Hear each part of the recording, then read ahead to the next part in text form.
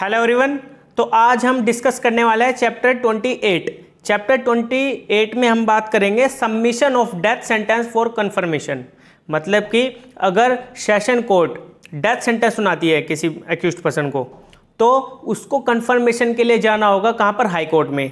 तो उसके पास इतनी पावर तो है कि वो डेथ सेंटेंस सुना सकते हैं, लेकिन उसको कंफर्मेशन लेनी होगी हाई कोर्ट से। ठीक है, तो चलिए आज जानते हैं इसके सेक्शन 360 से लेकर के जो आगे के फर्दर सेक्शन हो गए। आज हम चैप्टर 28 को पूरा कंप्लीट कर लेंगे। ठीक है, जो कि डेथ सेंटेंसेस से रिलेटेड है। तो चलिए स्टार्ट करते हैं। स्टार्ट करने से पहले आप अपने पास सीआरपीसी का बैरक ले लीजिए, जिसमें आप मेरे साथ सेक्शन वाइज रीड करेंगे। जो सेक्शन 366 है वो बताता है कि sentence of death to be submitted by court of session for confirmation. मतलब कि कंफर्मेशन के लिए सेशन कोर्ट को कहाँ पर जाना होगा, हाई कोर्ट में। अगर वो डेथ सेंटेंस सुनाता है किसी भी पर्सन को, ठीक है, उसके पास पावर तो है डेथ सेंटेंस सुनाने की, जैसे कि मैंने अभी बताया, लेकिन उसको कंफर्मेशन लेनी होगी सेशन कोर्ट को, हाई कोर्ट से। तो चलिए इसमें जो फर्स्ट क्लॉज है वो जानते हैं वो क्या कहता है। When the high court of session passes the sentence of death, मतलब कि when the court of session अगर पास करती है sentence of death, the proceeding shall be submitted to the high court. तो उसकी प्रोसीडिंग को सबमिट कर दिया जाएगा कहाँ पर, हाई कोर्ट में। And the sentence shall not be executed unless it is confirm by the high court. और जो उसको डेथ सेंटेंस सुनाई गई है उसको एग्जीक्यूट नहीं किया जाएगा जब तक कि उसको कन्फर्मेशन नहीं मिल जाती हाई कोर्ट से। ठीक है, इसलिए उसकी प्रोसीडिंग को सबमिट कराया जाता है हाई कोर्ट में, और फिर हाई कोर्ट उसमें देखती है कि उसमें डेथ सेंटेंस सुनानी चाहिए, कन्फर्मेशन देना चाहिए या नहीं। उसके पास अपनी पावर है फिर। ठीक है, और जो सेकंड क्लोज है, the court passing the sentence shall commit the convicted person to jail custody under a warrant. तो सेकंड क्लोज सिंपली ये बात बताने की कोशिश कर रहा है कि जो कोर्ट है, जब कंफर्मेशन के लिए कोर्ट ऑफ सेशन को कहाँ पर जाना होता है, हाई कोर्ट में, तब जब वो जाती है तो उस पर्सन को जेल कस्टडी में रख लिया जाता है अंडर ए वारंट। ठीक है, उसको कमिट कर दिया जाता है कन्विक्टेड पर्सन को टू जेल कस्टडी। ठीक है, उसको तब तक वहाँ पर रखा जाएगा जब तक कि कंफर्मेशन नहीं मिल जाती, और कंफर्मेशन मिलने के बाद जो भी डेट प्रेस्क्राइब की होगी उसको डेथ सेंटेंस सुनाने की, तब तक उसको कस्टडी में रखा जाएगा। ठीक है, उसको जेल में रखा जाएगा। और जो 367 है, 367 बात करता है power to direct further inquiry to be made और additional evidence to be taken. मतलब कि जो उसके पास ये पावर है कि वो फर्दर इंक्वायरी कर सकता है और एडिशनल एविडेंस ले सकता है। किसके पास, हाई कोर्ट के पास, जब भी उसकी प्रोसीडिंग सबमिट होती है कहाँ पर, हाई कोर्ट में, कंफर्मेशन की रिगार्डिंग। ठीक है, तो उसके बाद उसके पास अपनी पावर है हाई कोर्ट के पास कि वो उसमें फर्दर इंक्वायरी भी करा सकता है और एडिशनल एविडेंस ले सकता है। इसका जो फर्स्ट क्लॉज है, if when such proceeding are submitted, जब इसकी प्रोसीडिंग को सबमिट किया जाता है, the high court thinks that a further inquiry should be made. तो अगर हाई कोर्ट को लगता है कि इसमें फर्दर इंक्वायरी करनी चाहिए और एडिशनल एविडेंस टेकन अपॉन, और उसमें एडिशनल एविडेंस लिए जाने चाहिए, any point bearing upon the guilt और innocence of the convicted person. अगर कोई इसमें पॉइंट बियरिंग होता है अपॉन द गिल्ट और इनोसेंस, अगर उसमें गिल्टी माना जाता है या फिर इनोसेंट माना जाता है उस कन्विक्टेड पर्सन को, तो उसमें कोर्ट क्या करेगी, इट में मेक सच इंक्वायरी, उसमें वो इंक्वायरी करवाएगी और टेक सच एविडेंस फर्दर, मतलब कि उसमें फर्दर एविडेंस लिए जाएंगे। ठीक है, और इंक्वायरी भी शुरू कराई जा सकती है। और direct it to be made और taken by the court of session, और कोर्ट ऑफ सेशन को डायरेक्शन दी जाएगी कि वो इसके रिगार्डिंग क्या करे, इंक्वायरी करे और एविडेंस ले फर्दर। ठीक है, तो वो कोर्ट ऑफ सेशन को क्या करेगा, डायरेक्शन देगा। और जो सेकंड क्लोज है, unless the high court otherwise directs, मतलब कि हाई कोर्ट ने जो डायरेक्शन दिया, the presence of convicted person may be dispensed with when such inquiry is made और सच एविडेंस इज टेकन।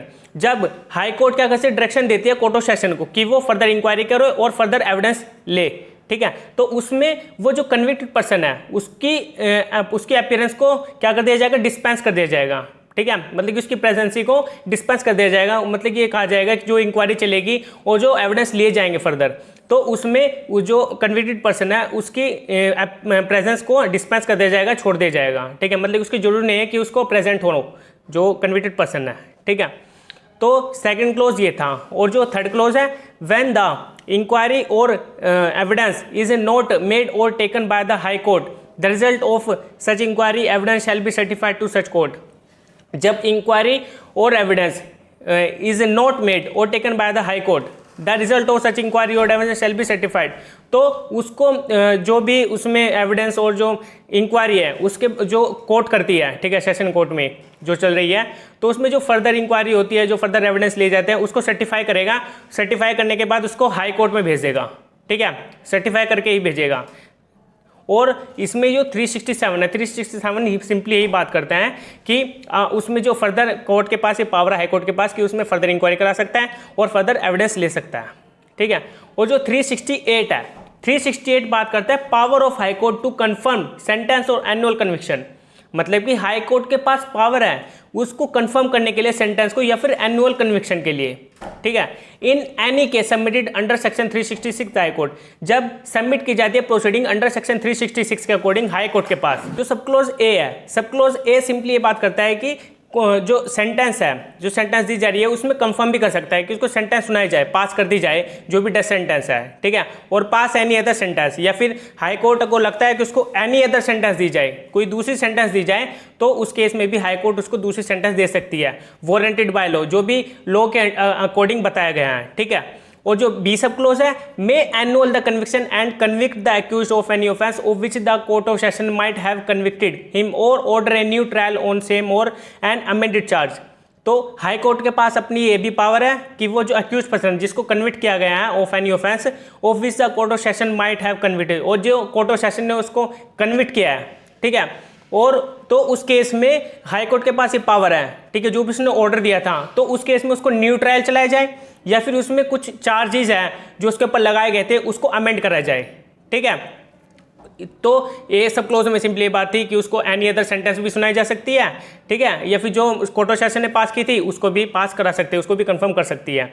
और जो बी सब क्लोज है, बी सब क्लोज सिंपली बात करता है कि जो भी एक्यूज पर्सन के अगेंस्ट जो भी कन्विक्शन हुई है bye the court of session, उस केस में उसका जो ट्रायल है वो न्यूली फ्रेश ट्रायल चलाया जा सकता है, और या फिर जो उसके ऊपर चार्जेस लगाए गए थे उसको अमेंड किया जा सकता है बाय द हाई कोर्ट। और जो सी सब क्लोज है, मे एक्विट द एक्यूज पर्सन, अगर हाई कोर्ट को लगता है कि उसको एक्यूज पर्सन को एक्विट कर देने चाहिए, बरी कर देने चाहिए, तो उस केस में एक्यूज पर्सन को एक्विट कर दिया जाएगा, ठीक है। और इसके अंदर एक प्रोवाइजो है, provided that no order of confirmation shall be made under this section until the period allowed for preferring an appeal has expired or if an appeal is presented which such period until such appeal is disposed of। तो proviso में simply बात की गई है कि confirmation का order नहीं दिया जाएगा, ठीक है, मतलब कि जब तक कि कंफर्मेशन नहीं हो जाती और कंफर्मेशन का ऑर्डर नहीं दिया जाएगा, जो कि उसको क्या दिया गया है, अपील का जो भी उसको टाइम पीरियड दिया गया है, ठीक है।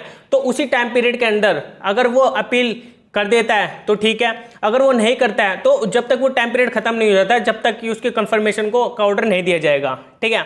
और जो उसको अगर वो उसी टाइम पीरियड के अंदर अगर वो अपील कर देता है और जब तक कि अपील का ऑर्डर नहीं आ जाता, जो भी उसने हाई कोर्ट में सुप्रीम कोर्ट में गया है, तो जब तक कि वहाँ से कोई ऑर्डर नहीं आ जाता तब तक भी उसमें कंफर्मेशन का ऑर्डर नहीं दिया जाएगा, जो भी उसको सेंटेंस देनी है, ठीक है।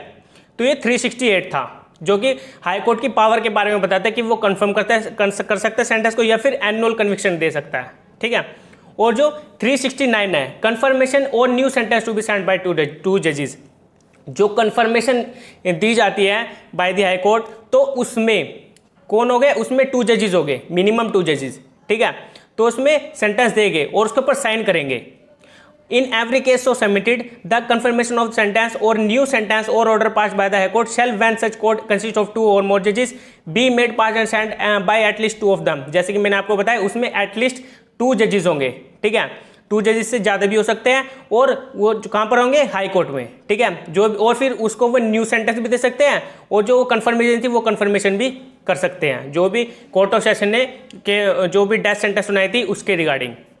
और जो सेक्शन 370 है, procedure in case of difference of opinion, मतलब कि इसमें प्रोसीजर बताया गया है कि जैसे कि हमने 369 में पढ़ा, अगर 2 जजेस हैं हाई कोर्ट के अंदर तो वहाँ पर वो कन्फर्मेशन करते हैं, ठीक है।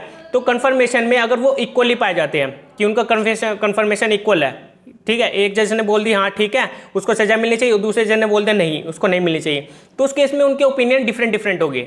तो उस केस में क्या होगा, जो इसमें आगे प्रोसीजर बताया गया है कि where in any such cases heard before A bench of जजेस एंड सच जजेस are equally divided in opinion the case shall be decided in the manner provided by section 392।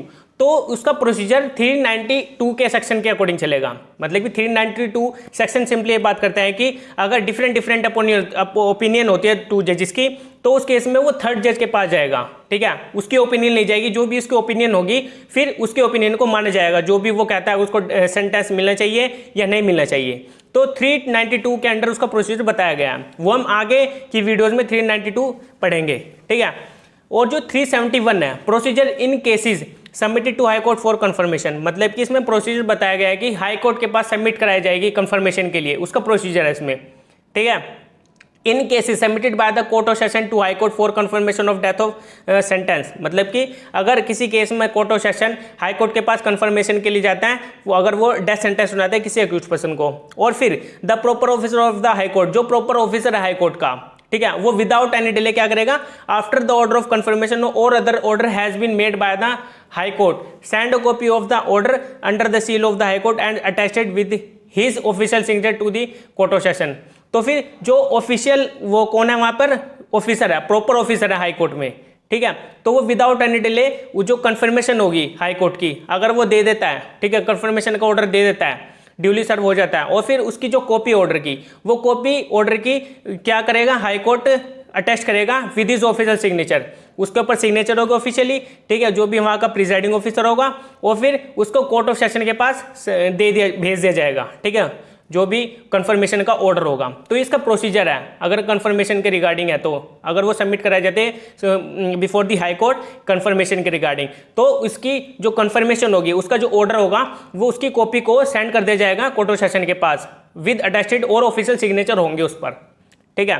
तो ये हमारा चैप्टर 28 कंप्लीट हो गया आज, जो कि डेथ सेंटेंस के रिगार्डिंग था, कंफर्मेशन जिसमें होनी थी, ठीक है। तो आज के लिए इतना ही था, ओके बाय।